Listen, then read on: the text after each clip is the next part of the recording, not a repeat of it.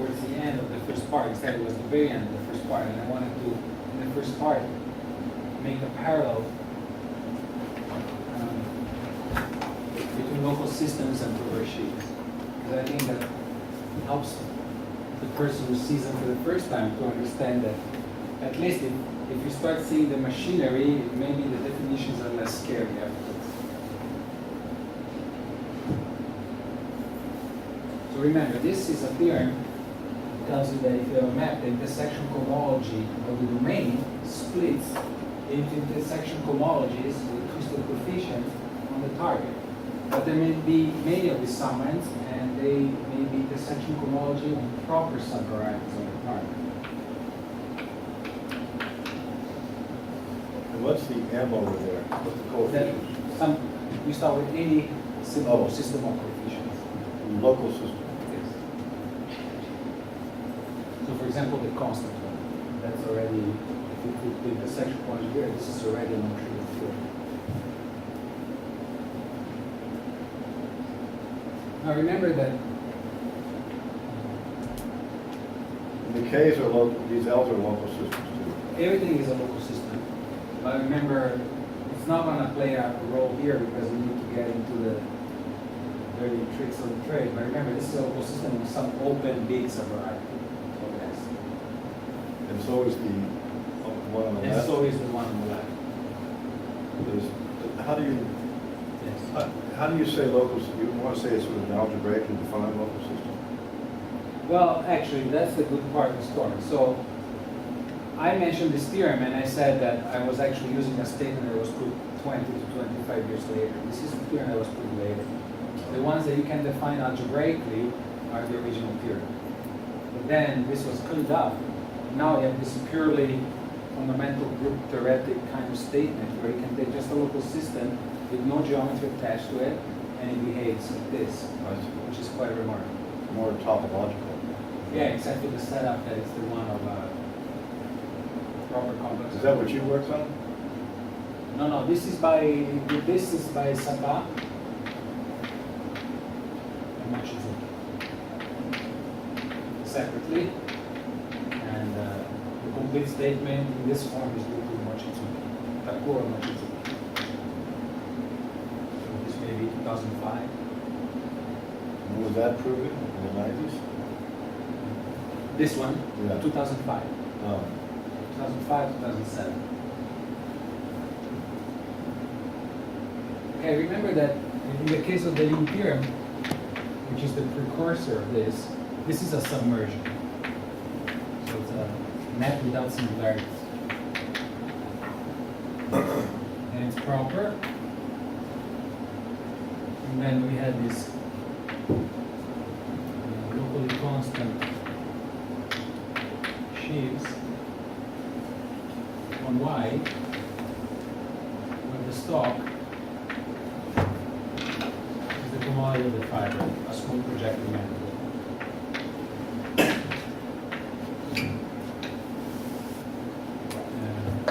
Plus the Maillard reaction of this commodity.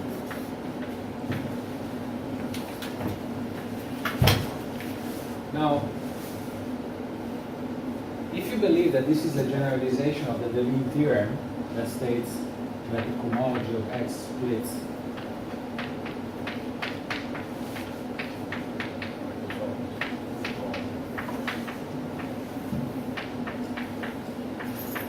like this, which is Deleuze theorem, then if you believe that this theorem generalizes this, it means you should be able to find this and this, which means that because all the elements here are simple, this should be semi-simple, if that is a generalization of this. So this should be a completely reducible representation of the fundamental group. Now this actually was proved by the Lean in 72.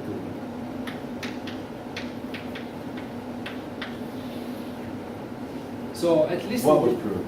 that they are semi-simple, yes. Yeah. So Now, that was a big result, right? Remember Burrell being excited about that. Well, I think it was. Huh? I think it's a major result. Right. I think that may have been his major result at the time. Well, it follows from the construction of this mixed such structure. So I think that The main corollary. yeah, main corollary and also a big result. And the big result, the big machine. Okay. And I remember Burrell being excited about that. Probably with good reasons. Huh? Probably with good reasons. Yeah. So I want to make a discussion that's supposed to make a parallel between the objects that I don't want to really define today, the perverse sheaves, and the local systems which are intuitively more accessible. So, Yeah, your little proof with the covering is completely exhausting of the understanding. You know. what? That little proof you did with the emblem. Yes. You know, that proves everything. You don't have to know anything else.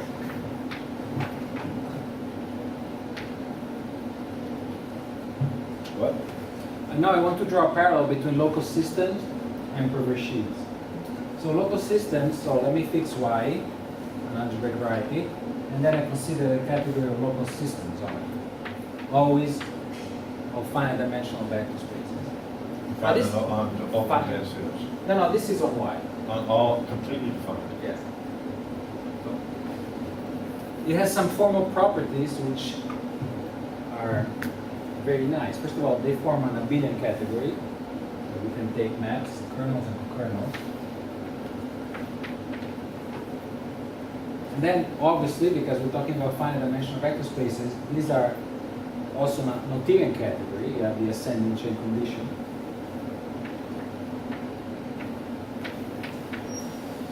Then they have a duality factor. You can take the dual local system or the transpose representation.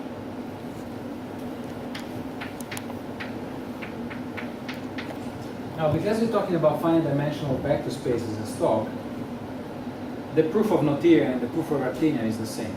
You also have the descending chain condition for the same reason. But in fact, I want to emphasize here that because you have Noetherianity and duality, Artinianity follows formally. So they're also Artinian. Artinian means both chain conditions? Artinian means descending chain Oh, condition. this Now, Artinian is what I want to insist, because once I start talking about these, I will mention the Jordan-Holder theorem, and then this will be the connection with intersection homology. Okay, so now let's go back to the example of the blow-up of the complex plane, which I draw like this. And remember that if this is my map, my blow-up map, my first direct image sheaf is the constant sheaf. This is 0, and this is skyscraper. So these are non-local systems also too. So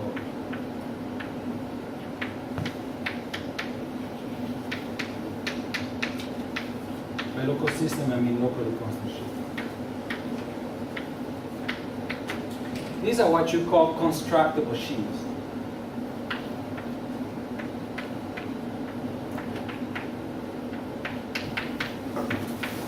It just means that if I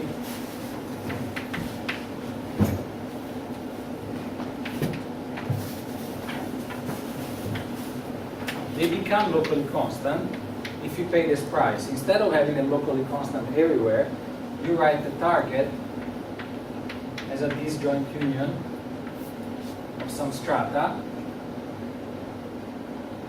and they become locally constant on the strata. And general theory forces them to fit in a nice way that is admissible. So there is a theory that tells you that if I start with something that is like this, and I push it forward, whatever that means, the thing that I push forward also has this property. But not in the context of sheaves, but in the context of complexes of sheaves. Okay. Some kind of Yes. chain complex model. Okay. So this is a fundamental result, of course. But anyway, so these are not, so as you can see, this is constant, this is 0, so it's constant. This is not constant, but it's constant of the point, and it's constant outside the point. But it's not constant on the whole So it's system. constructed. Yeah, it's constructible. So we call these SHC. Now there's an important thing, that this is also abelian, this is also Noetherian, but it has no duality. There is no notion of the dual of a sheaf. The harm of the sheaf and decay is not a sheaf. No, that's a sheaf, but that's not the right notion of duality. So duality, the defining property of duality is that if you have a system of coefficients, whatever that means, Let's see with what? or coefficients, so a system of sheaves or complexes of sheaves, you want to say, first you have these objects, right? Now you want to define what this guy will be. The way Verdier constructs this guy is to impose a property to this. The property he imposes is duality. Oh, yeah.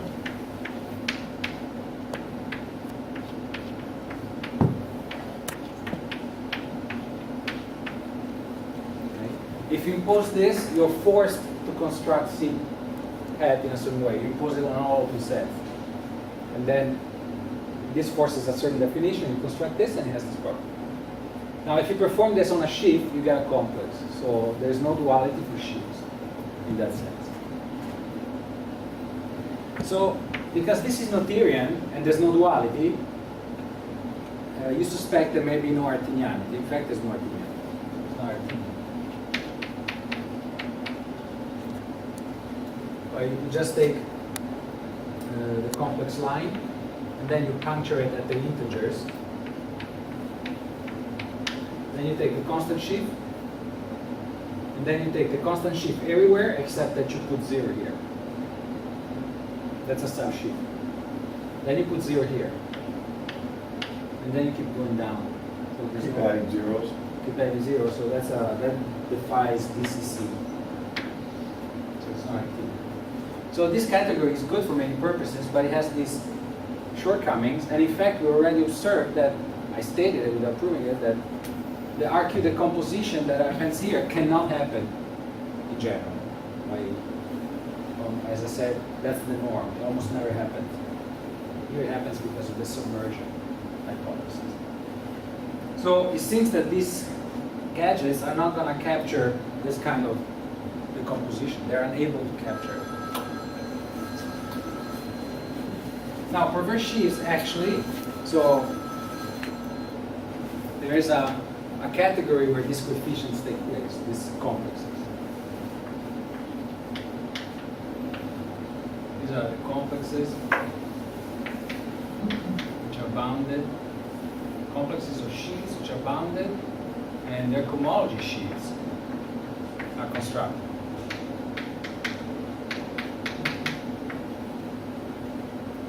It took over 3 decades to come up with this definition.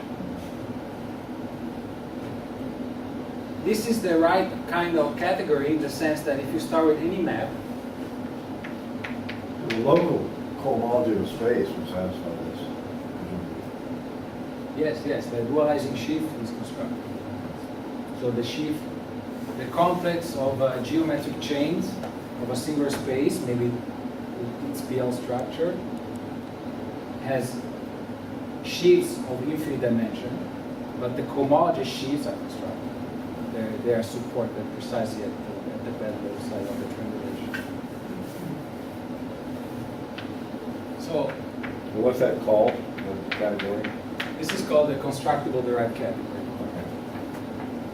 I mean, I didn't say what the maps are, that's important, but I'm not going to say it. So there is an operation which is called the push forward, and it preserves this constructibility. That's a theorem that is based on the Thom isotopy lemmas. So it's not an easy theorem. Now, 2 words of what F lower star should be. I don't want to define it, but it's important. If you have a map, you have this fundamental identity. If I start with a So system... that's one theorem stated in the 63 BMS Yes, article I talked about. 2 isotopy lemmas. So if you have this system upstairs, these cohomology groups upstairs, they are almost by definition equal to the cohomology with coefficients pushed forward. You can take this as an X. For F lower star. So F lower star is a complicated functor, but there you have this equality. So this means that a question about X maybe push down to y.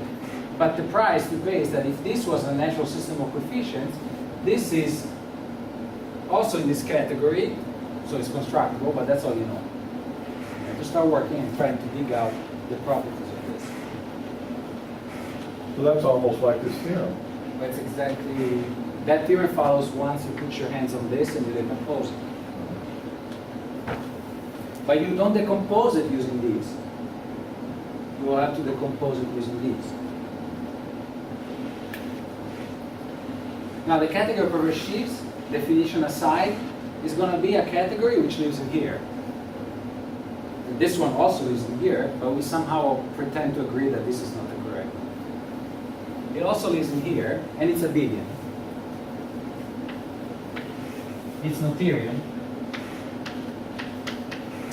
It has duality, and so it's Artinian.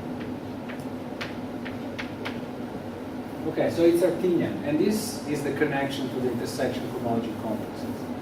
What does Artinian mean? It means that every object has an increasing filtration by sub-objects, and each quotient is simple, right? Like in the finite group, you have the Jordan order decomposition.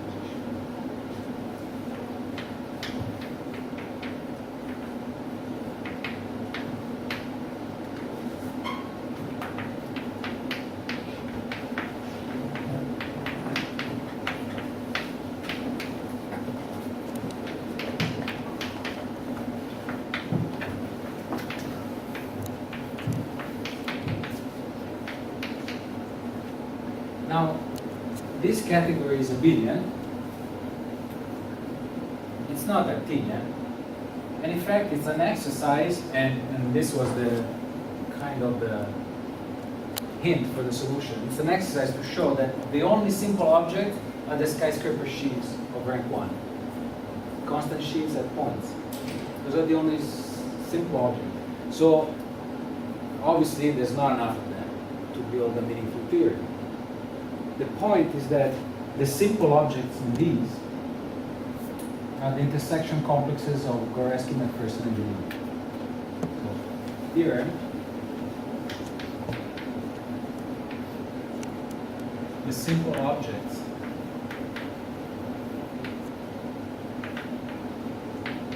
of this category of perverse sheaves, which I denote like this, are given naturally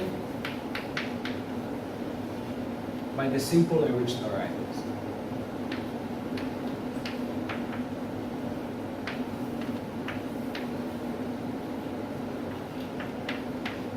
By which I mean that there is a complex attached to this.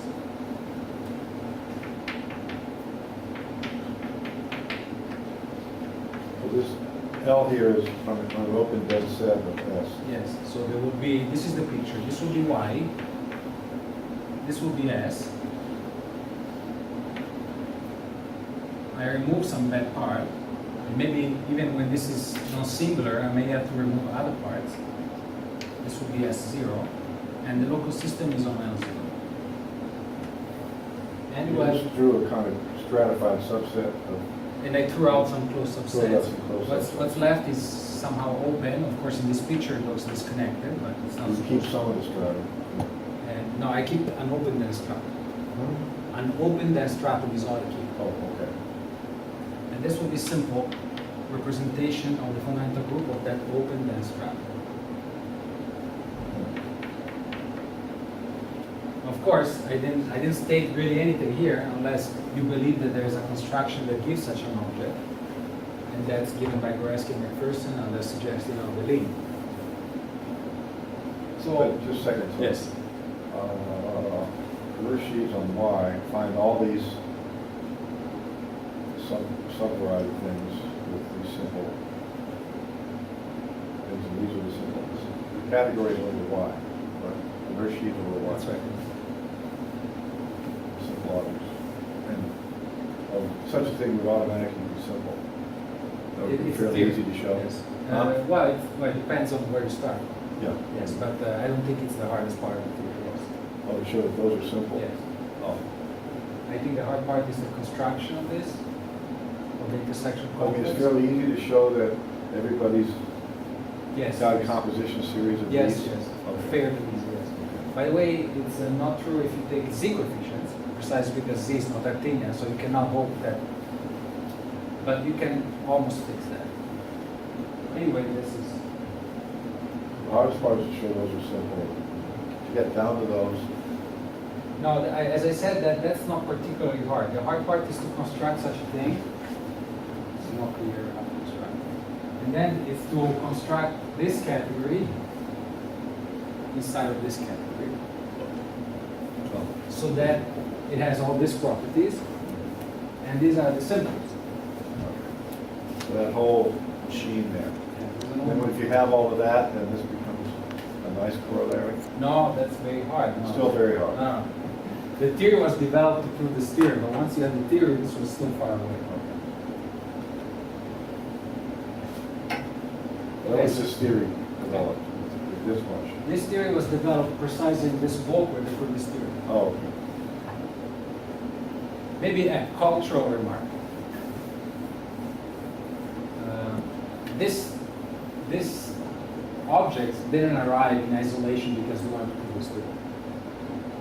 So it's a no problem that on a Riemann surface you put some punctures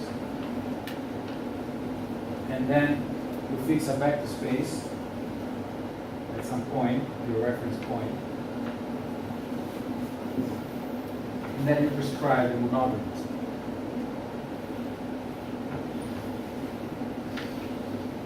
The problem is there a differential equation that gives this picture? That has Sort of an algebraic. algebraic differential equation with poles, turns out that this is how they formulate it later, with the regular synchro poles, which are people refer to as Fuchsian types. That means the monogamy around is unipole or something. But it turns out to be, yeah, it turns out to be prescribed as, well, What? not necessarily. Regular synchro implies what? No, not necessarily unipole. What does it imply? What does it imply about the monogamy? There's nothing that you can prescribe any monogamy you want. That's the Oh. theory. I mean,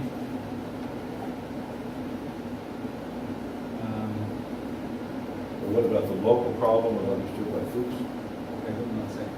Maybe I overstated this.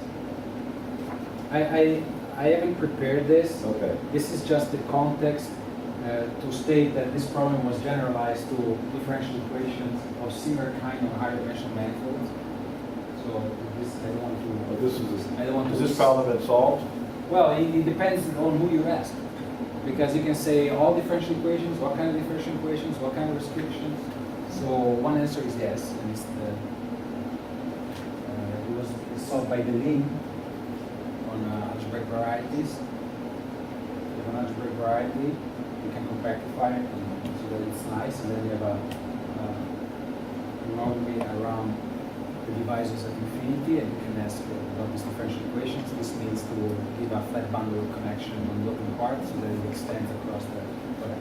So in that way, you may say that we solved the problem. But other people will say, what about more singularities? That was the original number 21. So I don't know. Depends on who you ask. But this kind of algebraic formulation was actually generalized not just to the right way to formalize algebraic differential equations on a manifold is the notion of D-module. A D-module is it's a module or a ring of differential operators. So you can form a derived category of it. Then you can take the modules which have nice properties. For example, if you take the Cauchy-Kovalevsky theorem, you see that there is an hypothesis on the characteristic hypersurface. Right? That translates into the module being called holonomic. So now you take this holonomic and other conditions modules, you form the derived category.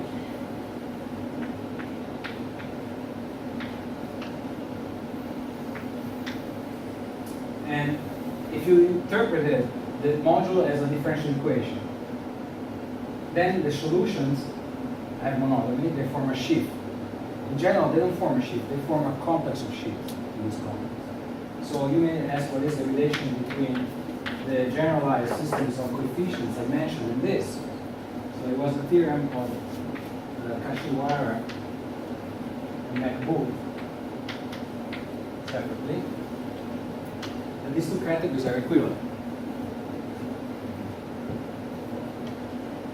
But now, in this category, inside this category, you have the regular holonomic modules. What do they correspond to here? They correspond to these. Okay, so but just by looking at this, you don't come up with the idea that there should be something there with these special properties. But this theorem suggested that if you look at these are somehow there bilianity, abelianity, materianity, artinianity, duality. So they transfer here by the equivalent. So what are they? So I guess these people ask themselves that question. But then the amazing thing is that they realized that there was a big machinery in place that allowed them to prove this theorem, which was actually a conjecture at the time by Gelfand and McPherson. So this is just a historical remark that these objects somehow were present because of this correspondence, and then they were formalized here, and then they proved this theorem.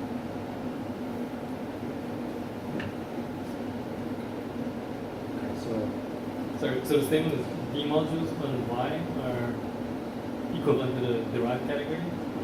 The derived category of these regular holonomic D modules, whatever they are, is equivalent to taking solutions to differential equations to the derived category of this constructible derived category, whatever that is, which I didn't define because I didn't tell you what the arrows are.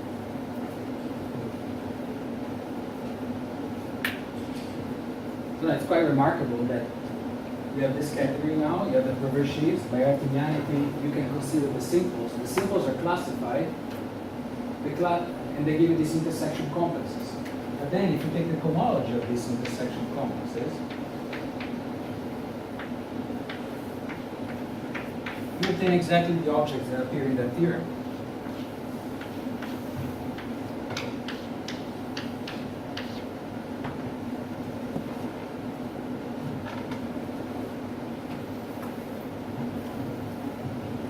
So What is I sequence of L, I something of L mean? S is SL is an enriched variety, and What's now that- you can What's that coefficient? this one. Yeah. So these are the intersection complex of the in McPherson and Goreski McPherson, which I didn't construct.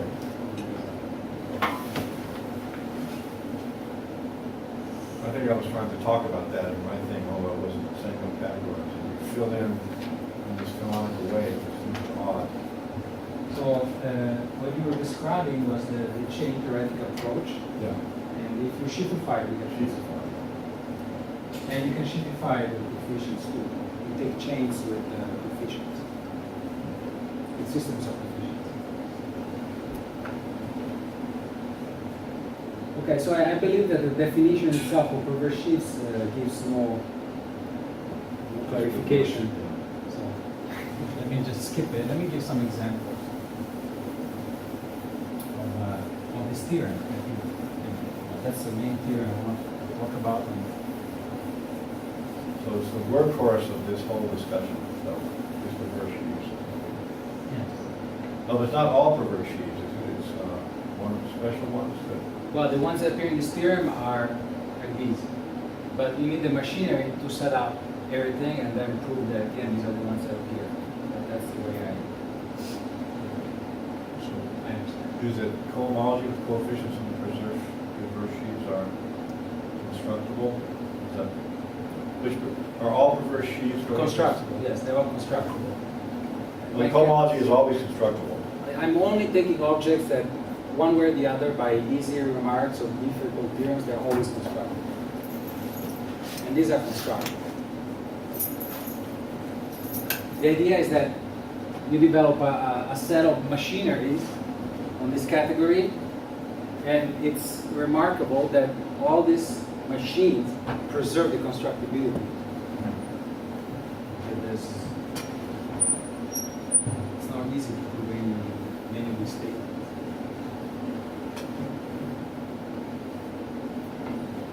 And so maybe So W means there exists a stratification for which blah, blah, blah. Sorry? Destructible means there exists a stratification. Yes, it may change from complex to complex. In fact, it does.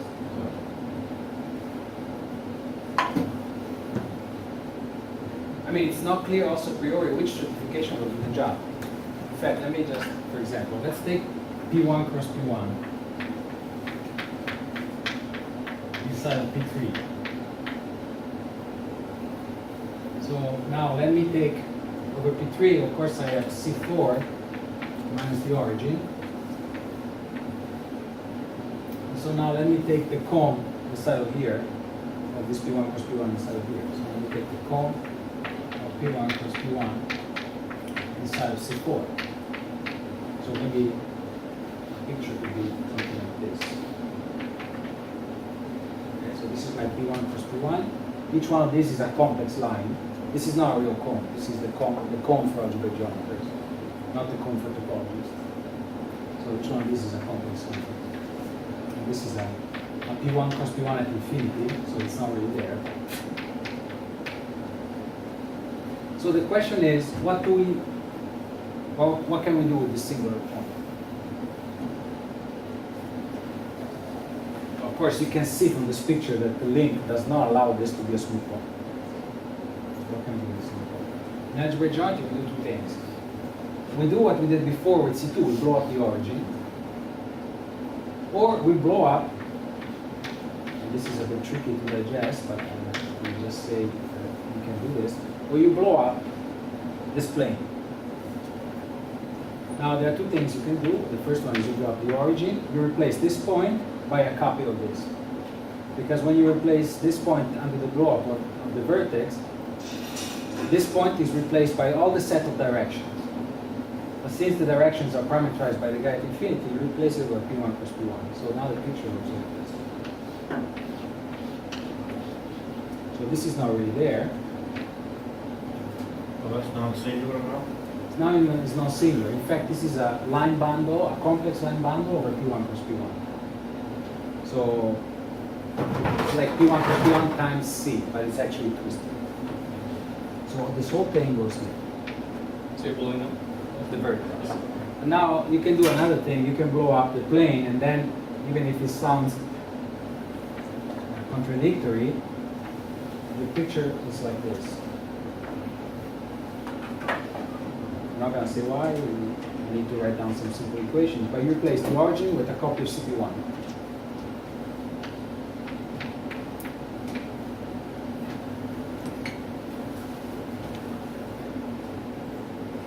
The reason is that, roughly speaking, when you blow up the vertex, you have to write down equations for the vertex that cut out the vertex, and you need a lot of them. But when you cut down the plane, you need less. So more equations, bigger fiber. Less equations, smaller fibers. That's the intuition. So now you have this map, and you can ask about the behavior of this theory. So you could ask, how, if I stratify this map and this map, it's clear that if I remove this point, I remove this, and the rest is an isomorphism. Now I look at the point, and over the point I have this P1 cross P1. So this is a nice stratification of this map. Now I do it the other way. I remove this point, I still have the same smooth space without the CP1. This and this would be isomorphic away from here. And then over this, I have the CP1. So the stratification downstairs is the same for both maps. And let me just give you the answer. What is this theorem for the two cases? Wait, when you blow up the plane, you have an additional fiber, don't you? Sorry? Don't you have a Here. dimensional fiber there? Okay, good question. I said you need two equations here, but that's to cut out the plane. Because here you need two equations, but here to cut out the plane, this is smooth and this is codimensional one. You need one equation. So you will not get any fiber except Oh, for you don't point. you don't get a fiber. I get a point. Well, yes, but it's a point. Yeah, it's a point, okay. So if I call this x and I call this x prime, I want to write the left-hand side for both cases. But they're smooth. I choose to take constant coefficients. So let me ask, what is the comodulo of x and how does it break under this map?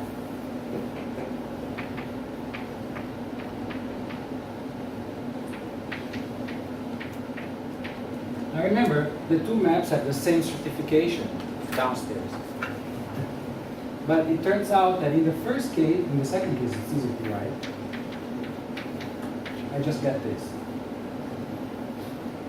In other words, I will not get any skyscraper contribution in this direction. Instead, in this case, Which is which, going up the point or going up the plane? this is going up the plane. It's a smaller fiber, you expect less cohomology to happen. This is a bigger fiber, you expect more cohomology to happen. And it turns out that, sorry, I should have done it. Yeah, here.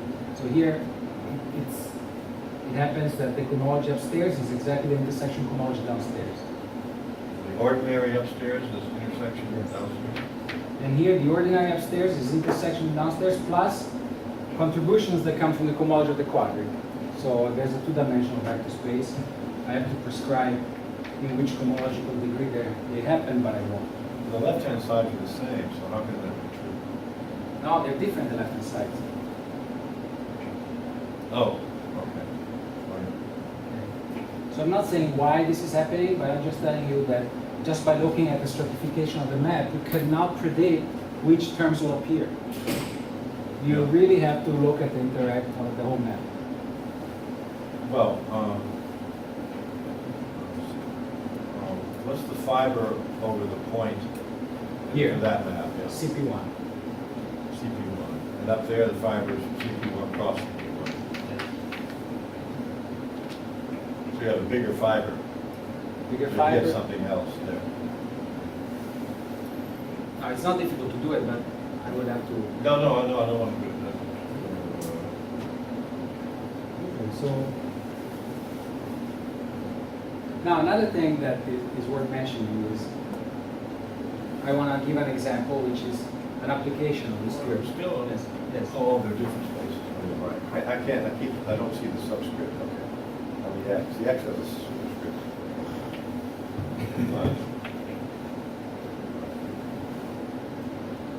Okay, so now I didn't mention so far the Hard-Lefschetz theorem explicitly. Let me mention it because I want to give an application due to Stanley to intersection cohomology to the middle.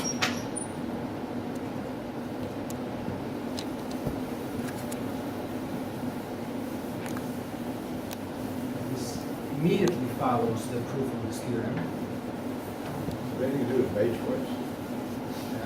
I know, I heard the word, I don't know what it was. No, but you heard the name. Yeah, I heard the name, but. No, I mean in this context. No, I didn't know, sorry, yes, it was.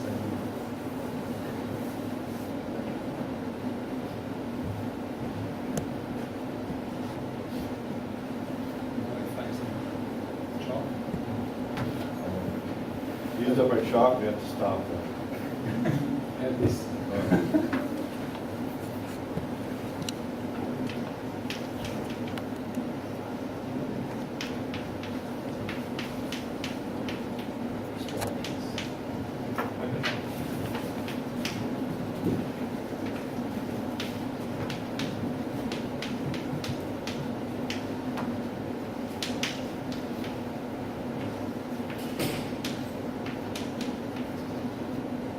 So one needs this theorem. So the Hard-Lefschetz theorem. Is this a toric variety discussion? Yeah, but I will not harp on that. Just say how you set things up and how you extract that theorem.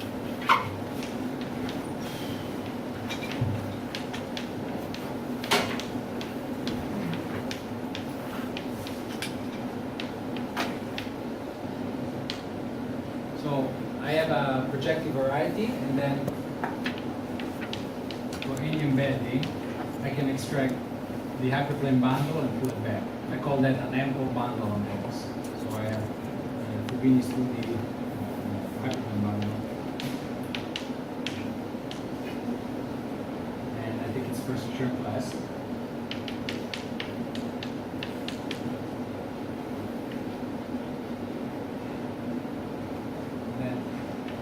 This is dimension D.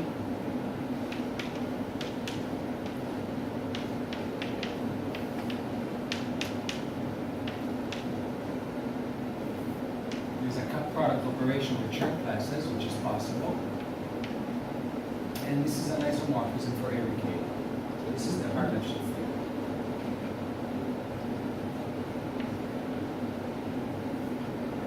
Now, if you have the Hartleb-Schitz theorem, let's write down dots for various cohomological domains. Let's fix dimensions just for simplicity. Let's say the dimension is 2. So, Who proved this? well, this is proved again by Benison-Bernstein, I believe, in the same way. Let's say that X is a surface, singular, and cut product does this, goes into here, and then into here, and then it goes into here. And the theorem is saying that this is an isomorphism, and that this composition is an isomorphism.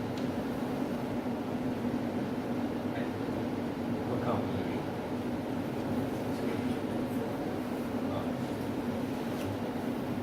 Now, if you look at it, what does this say about the second intersection Bethe number? Let me call this the intersection Bethe number.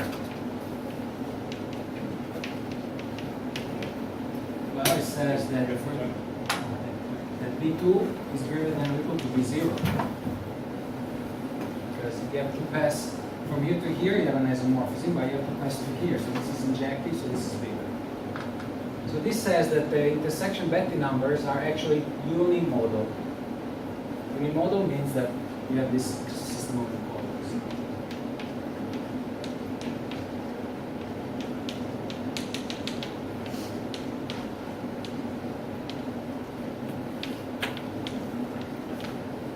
You take the dimension divided by 2, you take the least integer before it or equal to it, multiply by 2, then you lose. And then for the odd ones, you write something similar.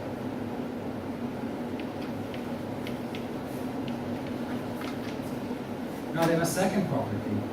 They're unimodal, but also they're symmetric because of Poincare duality. What? Symmetric.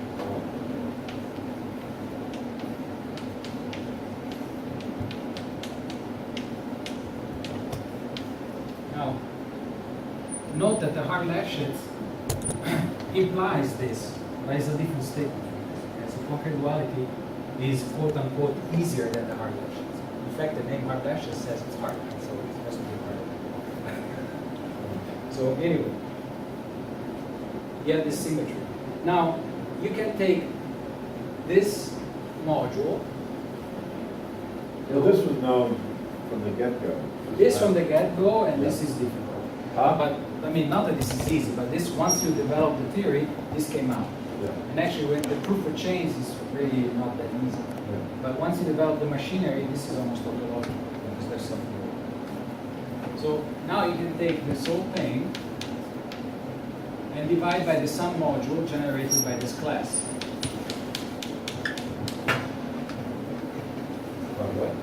By this class, eta times. Okay. So obviously, this is graded with dimensions given by in the green bk minus 2, right? Because of this theorem. This is up to half, right?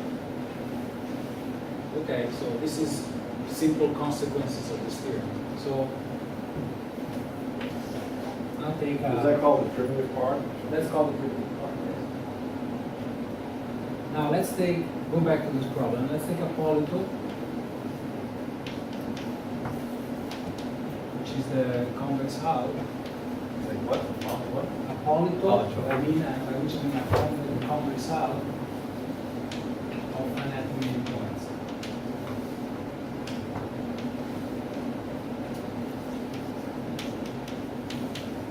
In part B. And let's say that it's a polytope. Great definition. People use this word and they never give a definition. There's a different definition. Well, there are other definitions, but the theorem applies to this. Right. Okay, so, and I wanted to be able to mention this. So now, once you have this structure, you can write this vector. Integers. Of course, you count the faces. in each dimension. So we know what their alternating sum is.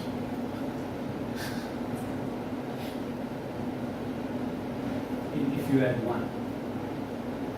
So you can subtract it, Well, of course. yeah. But you don't That's a hard count. calculation. You don't count that 1 because it doesn't fit well with this picture. But you know it's 1, so it doesn't matter. So, but then you ask yourself, okay, so let's say that.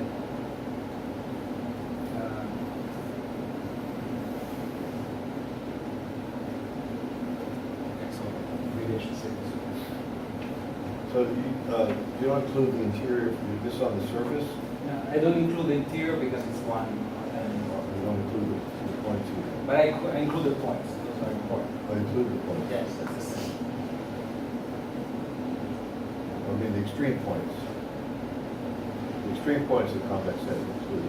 Yes, Faces. yes, the one, the vertices. The ones that are left over, that are Yes. still exposed, yeah. Exposed. So the point is that there is a construction that, provided you move this a little bit, so you have to deform it so that the points are rational. That doesn't change the combinatorics. So now they're rational. And now, once they're rational, I want to impose one more condition because this is what we prove. But if you don't impose it, you can still go and prove some other stuff. But the other condition is that all the faces are simplices. So simplicial. Would probably be a generic condition, right? Yes, but then there are other issues when you want to mix the combinatorics with the geometry and you want the angles. Then you're not allowed to deform. So, but we don't have angles here, so simplicial qualito. The point is that there is a construction. Okay, so first of all, can you characterize the F vectors that give polytopes? So.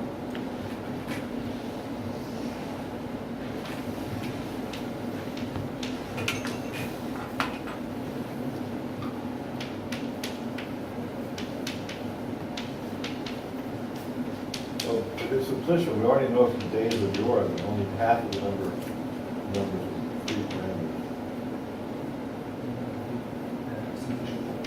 That's right.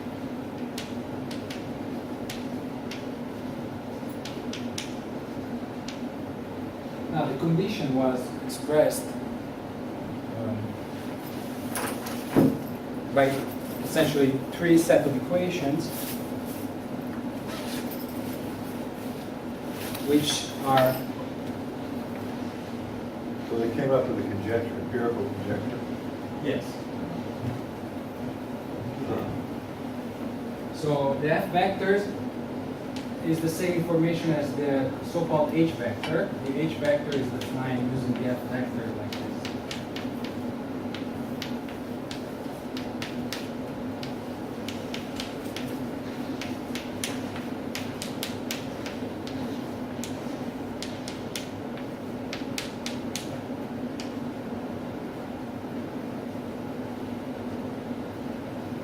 What's that thing you wrote on the bottom there? F minus 1 is 0 because it enters the equation.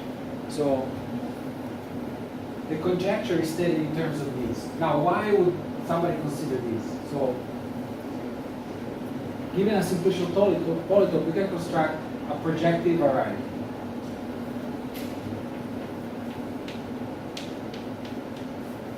Together with a torus section. Together with what? An action of a torus, such that it contains a dense orbit. And that's a toric variety. Now there's a construction that allows you to go from the toric variety to the polytope. It's called the moment map. Martin must have left long ago. He should be talking a lot right now. I have to teach right now. Now this moment map, defined through the action of the torus, gives the same polytope vector. Now, if you want to understand what it does, even if it's not important for what I want to say, is that this breaks up into orbits. All the orbits are tori of the smaller dimension. So we have an orbit which is a torus. This moment map, this is C star across some dimension delta, right? It will be a small orbit. And this will map, this is C star, this equal to R times S1. This moment map will contract the S1. And so the image will be an Euclidean cell of dimension delta, and the fibers will be tori S1 cross S1 cross S1 delta. So topologically, at So least, it's the orbits of the torus in there, not the full C star, right? well, those are the orbits of the whole torus, but some of them are smaller than the whole torus. Like right? So like on the affine plane, you have x-axis, y-axis, and you take the obvious action. There's the dense orbit, but then the axes are orbits, they're smaller. Yeah. So they're Right. smaller. Now this is singular.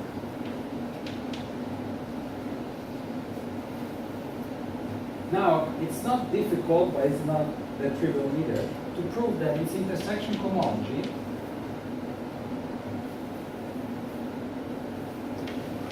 the ranks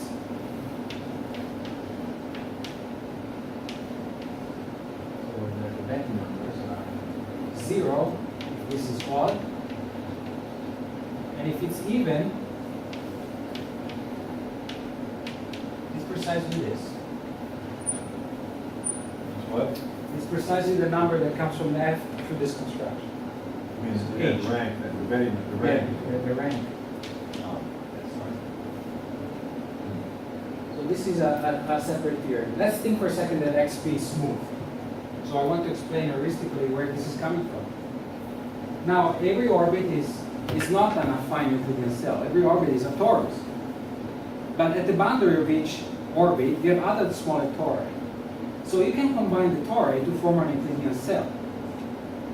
So every cell will give rise to a cohomology class by taking its closure and its fundamental class. But what is the combinatorics that you need to put together to say which orbits go with smaller orbits so that they form the cell? If you make experiments, this is what you come up with. Start with C2. You have this orbit, this axis, and this axis. Write down the F vector. In that case, this is not a relation. So the polytope in this case would be the triangle. So take this triangle. This corresponds to CP2. We will have 1, 2, 3 vertices, 1, 2, 3 one faces, and 1, 2 face. How do they combine together so that you get the usual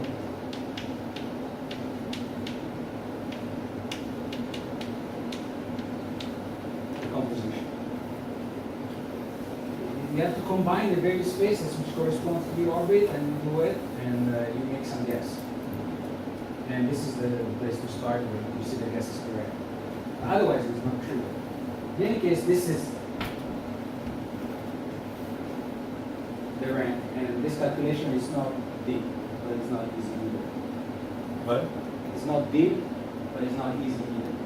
The point is that McMullen conjecture that F is the face vector of a simplicial polytope, if and only H vector, which comes from F, so they different each other, is symmetric, unimodal, and then the cohomology ring of the corresponding variety has this property. So if you divide by something, you get greater dimension precisely equal to the difference of the h's. This is now You h. said ring, you mean the cohomology spaces? Now I'm saying cohomology ring now. The point is that here I have intersection cohomology, not cohomology. Now, this is a conjecture, if and only if this happens. Part What's one. this last part, that this ring is what? That not this ring, but the cohomology ring of XP is such that when I divide, I get, by this ideal, I get a ring whose dimensions in each degree are given by the differences of the Betti numbers. It's not, he didn't state it like that. Okay, I'm stating it like this because of today I'm talking about this. But now, because the polytope is simplicial, the toric variety is similar, but it admits an open covering where every point is has a neighborhood which is a vector space divided by a finite group. So this can work out from the definition. But then, it's what you call the rational homology method. The links, by these constructions, are spheres divided by finite groups, and so there's no difference from the point of view of concrete well. So the cohomology is the intersection homology.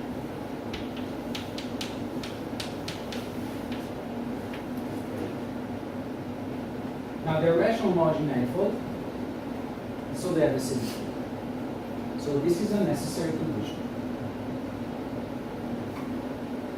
Now, of course, this other condition is equivalent to the Hartleb-Schutz holds. But remember, Hartleb-Schutz holds for intersectional homology, not for cohomology, but they're the same. So it holds, and you get this, and then by taking the primitives, you get this condition. So now we prove that the three conditions of Macmillan reformulated the way I did are necessary.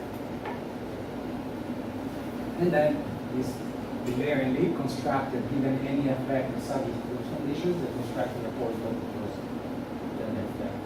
That's just outside of Dr. John student. I honestly didn't read the paper. I didn't read the paper, so I don't know, but it seems to me that it should be a combinatoric. Once it's getting the conditions, showing they're necessary, uses the theory. Maybe now, let me, these few minutes left, give you an application to, You say you can extend this to the full non-generic case. no, not this, That's it, not this, but you can actually, every polytope will give you a toric variety, but it will be highly similar. So you will have the Hartleb-Schutz, but you don't have the relation between H and F that works your way. So with the piece missing. So you can say many things about that. For example, how do you compute the intersection homology of two spaces using the composition case? That was one of the examples I wanted to give, but there's no time. So I'll give you a different flavor example, and I'll be a bit quick and no details, but just to tell you to which kind of area this can be applied.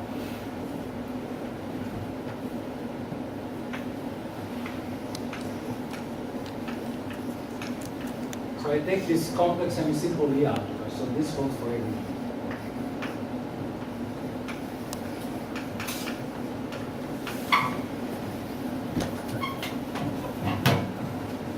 Now you write it in the usual way, so yeah, the valve group is isomorphic to Sn.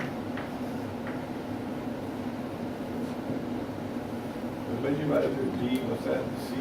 SL and C. No. So this is the valve group. What's it for all G? So what I'm going to say is true for every G, but I don't want to use the language of every G. I use the down to. Oh, I see. Now, if I take, I'm going to write it like this, but I'm going to think of SL and C. Yeah. If I take this guy, I take all the matrices with distinct eigenvalues. Diagonalizable with distinct eigenvalues. So regular semi-simple.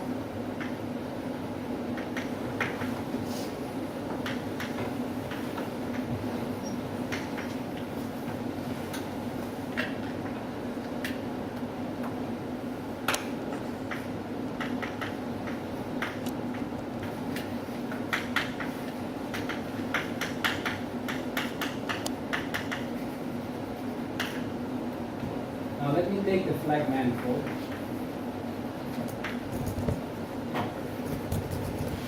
Of G, which you can think as, you take SLN, the group, and I divide by the upper triangle matrices. The flag manifold is called flag manifold because every point here corresponds, so one here corresponds to a flag. Complete flag.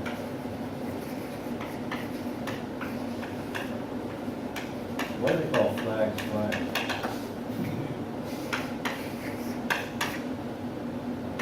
Yeah.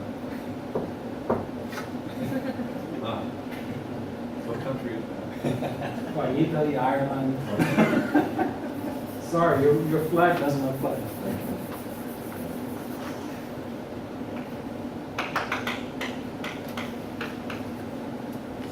So you take a complete flag, that means one-dimensional instead of two-dimensional instead of three-dimensional. And this is the same as the set of oral subgroups, the ones that are conjugate to the upper triangle ones.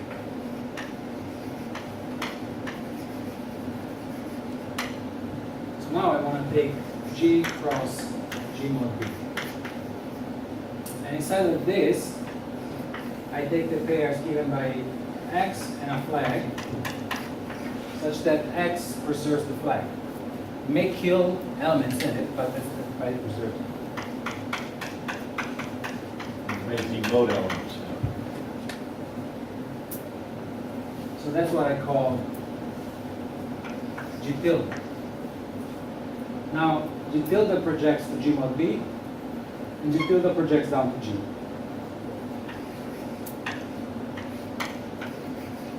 Now, if I take diagonalizable elements with distinct eigenvalues, it's an open subset, and I take its per image. Now, the Val group acts here, because I have a flag given by spaces with different eigenvalues, I permute them. So this carries an action of the Val group.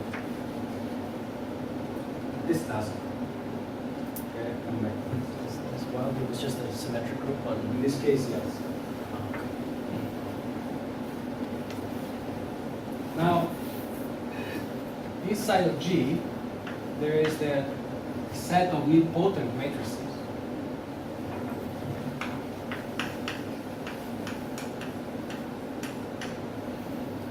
So now I can take this construction inside of this, we call this map P. I have N, and I have the preimage of N.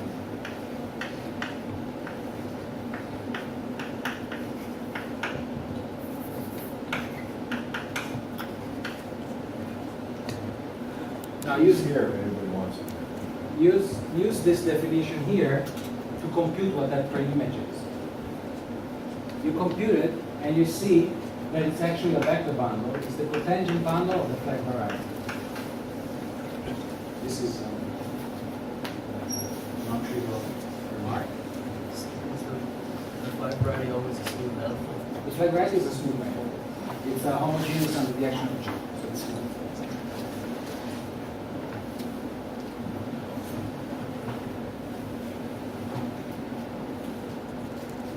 In fact, you can, this is a nice,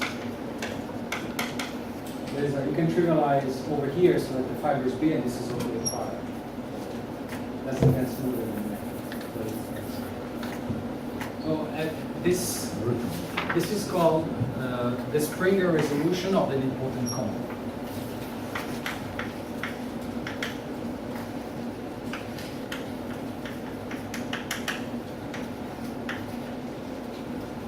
Now I'm interested in this because, Where's the singularity?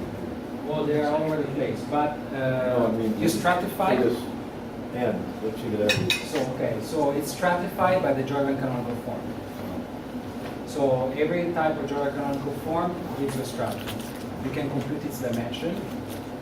It's very hard to compute the dimension of This is, fibers. where are we working, inside what? Inside the tonsy class, the matrix? No, these are nilpotent matrices now. Right, but we're, okay. Inside of the Lie algebra, inside the vector space of all matrices. So you stratify that by its Jordan canonical form. Yeah, you stratify that space or N itself because that restricts. That restricts. Nilpotents have their own Jordan canonical form. And actually that stratification of N is a stratification for the map. That's also theoretic. I wonder, where are the singularities in the end? Well, Huh? it's quite terrible. Oh, N is a group, it doesn't have any. No, it's not a group. It's a cone. What is it? What do you mean? The nilpotent matrices. So if Oh, the no potent, nilpotent all the no matrices- potent, we're in the Lee algebra. Yes, yes. Oh, sorry. No, it's okay. So it's a highly singular space, and maybe I will not describe the singularity. No, I got it, got it. So what is the aim? The aim is that Oh, that's this thing I was mentioning before, shooter varieties and all that stuff. That- that- I'm familiar with. And then COM VV.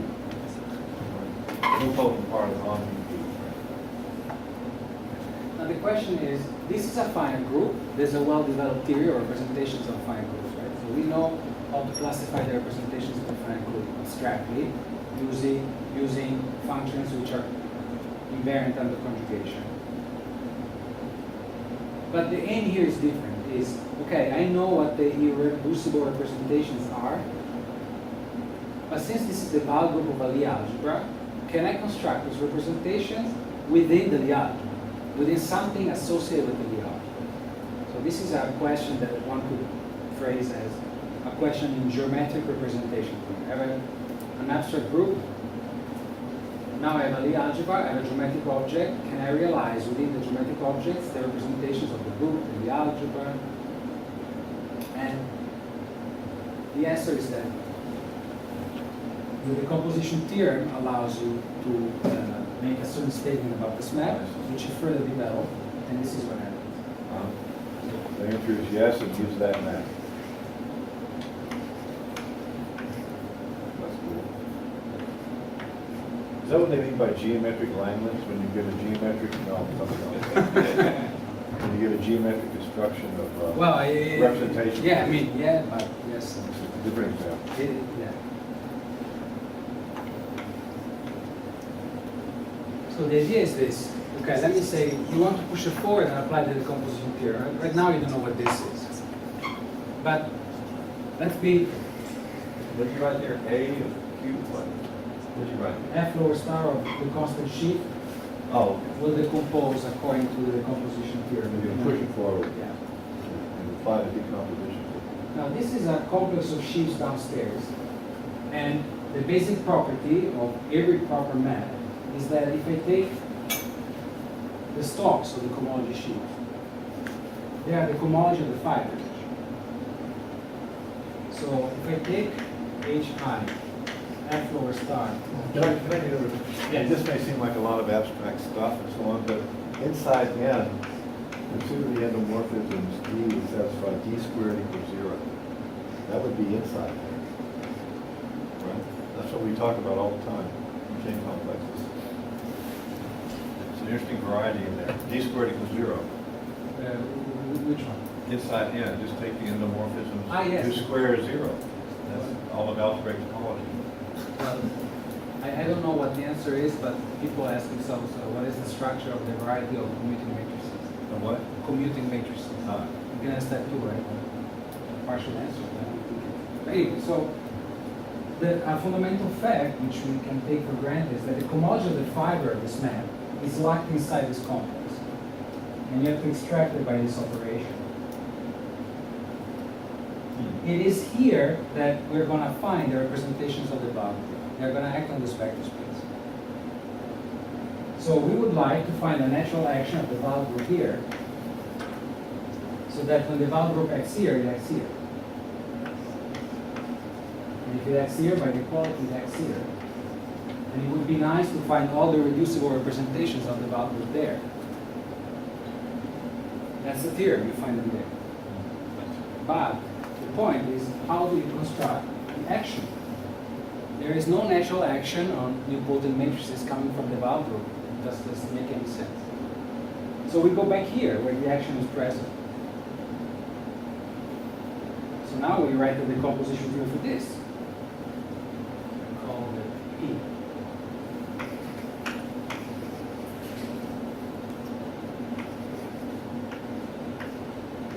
This should be a sum of intersection complexes. Now, it turns out that you can compute many things about this map and find out that there is only one sum. Remember, the problem of determining which and which varieties appear is difficult. But in this case, you can do it. There's only one sum. this is an intersection complex on this vector space with coefficients, the local system given by this topological covering. This is a principal value homogeneous space. It's a covering space, so the push forward of the constant sheaf is the local system where you have the fibers as generators of your stalk, and then you move around under monogamy action, and the action turns out to be the one of W. So this has a W action. Now, in this diagram, you just do something formal that gives you what you need. This diagram is a square diagram. It's a fiber product diagram. So if I push forward, this is just technical, formal. It's not no thinking going on. Push forward, pull back is the same as pulling back and pushing forward. So I push forward.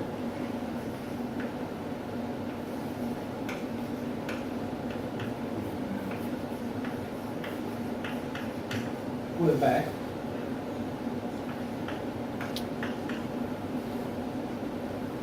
Or I pull it back of the constant sheaf is the constant sheaf, and I push it forward.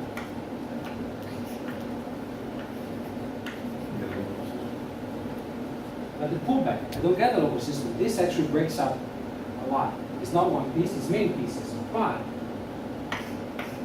because this has the action, this has the action. Because pulling back preserves the action. So remember, there is no action here. So there's no reason a priori why you would expect the action here, but you find it by enlarging the space, pushing forward and restricting. Once you have it here, then you analyze it and you find all the reducible representations of the law. This is not the proof, but the statement of this theorem is the Springer correspondence. So this is relatively early in the story? This has nothing to do with intersection homology, the original proof. Oh, I see. But later it was translated. I see. Became part of the Yes, general and picture. then moved You forward. know, and then they moved out more. So did that reinterpretation? Well, there are several people. Bohr McPherson first, then Ginsburg, and this is only the ones I know. So the value vector is on the regular semicircle set, Yes. and then the local system is on that set. It's on that set. And then you, And then there's a mystery as to what happens when the local system is turned from the open set to the intersection complex of the local system on the bigger set. On And the then on the bigger set, Oh. because it's a local system on the open set. Then you go to the boundary and you do something that you cannot control, but it gives you the intersection complex. And then there's the second mystery. You know that this by the decomposition theorem splits, but you don't know that this pullback splits. There's no technique that tells you a period that it splits, but you know it splits. The point here is not the splitting, but the fact that you have the action here. So once you have the action here, you have it here. So those are, by the way, just that you know, these are not irreducible. You have to decompose them. There's a further layer of the story.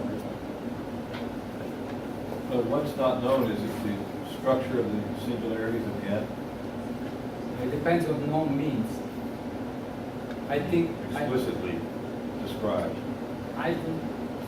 Okay, the first theorem you can say is that the vertex is a rational homology manifold. But if you look at the link, it's a mass. So it's a rational homology manifold, but not in the way that I usually think of, that the link is reasonable. It's a rational homology manifold, but where the link is highly stratified.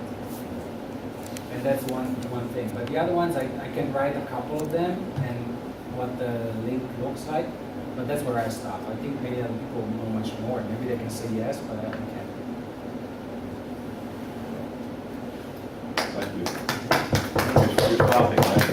Yeah, You're waiting 2 minutes. I need to catch the train.